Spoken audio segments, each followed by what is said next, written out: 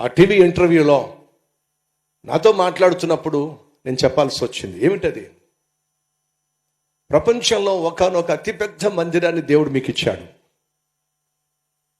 ఇంత పెద్ద మందిరం భారతదేశంలోనే లేదు, ప్రపంచంలోనే బహుశా రెండవ మందిరం కావచ్చు.